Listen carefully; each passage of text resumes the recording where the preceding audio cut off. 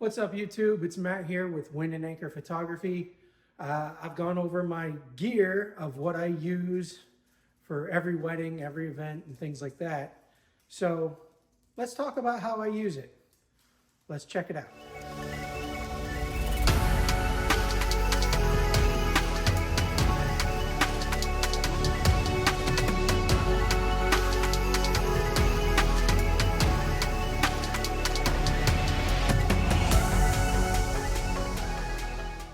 So at the beginning of a day, particularly a wedding day, what I will usually do is I will have my RF 35 and my RF 24 both on each of my cameras, which are connected to my holdfast straps right here with my R6 Mark IIs.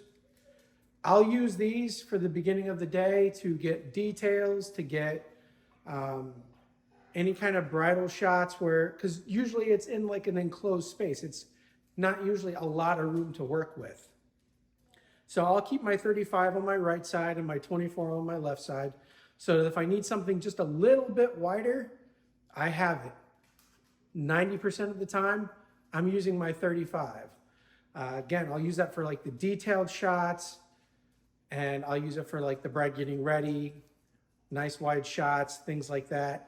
I'll also use this to get shots of the venue, establishment shots, things like that. And then once that's done, just before the ceremony, I'll switch over to the 35 and 85 f2, both RF lenses. I'll pretty much use these for the ceremony, any kind of first look, bridal portraits, the whole bridal party, family session, the family photos, pretty much everything. And then leading up to when they get introduced at the reception, first dances, any other family dances that happen, that's what I'll use for this. So initially, the 24 to 35 for about 10% of the wedding, the 85 and the 35 for another probably 85% of the wedding. And then the remaining 5%, when everybody's out on the dance floor doing their thing, having fun, having a good time, I'll switch to these two lenses.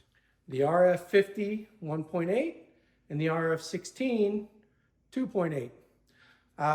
These help me really get into the action of the dance floor. So I will get out there on the dance floor. This will help me get some like medium telephoto type shots where I don't have to be sometimes right up in somebody's face.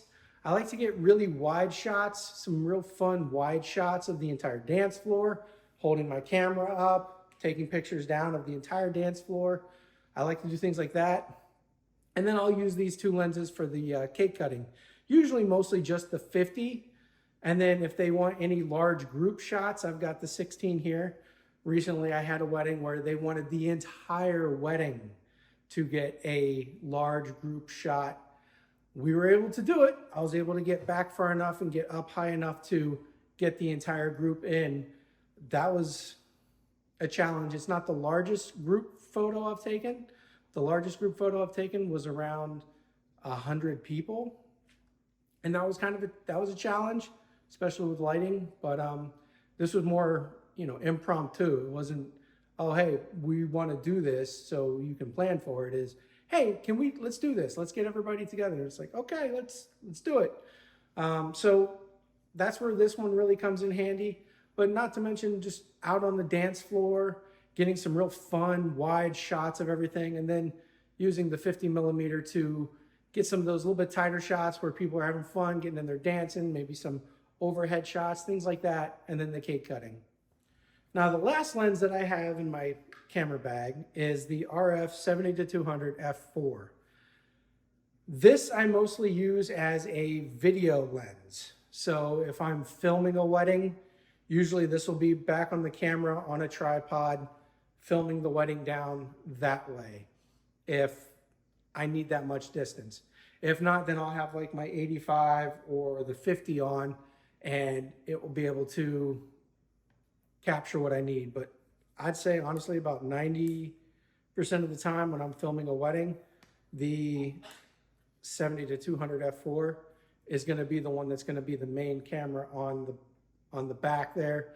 And then I'll have my other camera with probably the 85 on it to get other shots as I roam around for the ceremony. And then after that, I switch my lenses back to the 85 and the 35 and 16 and 50, 16 and 50 and so on and so forth.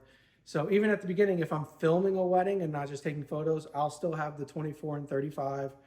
I'll still have the 35 and 85 for all the different shots where I'm filming.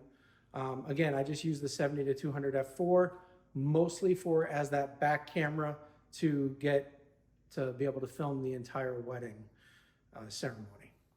So that's how I use the different lenses that I have in my camera bag throughout an entire wedding day. There's 5 lenses that I use at every wedding.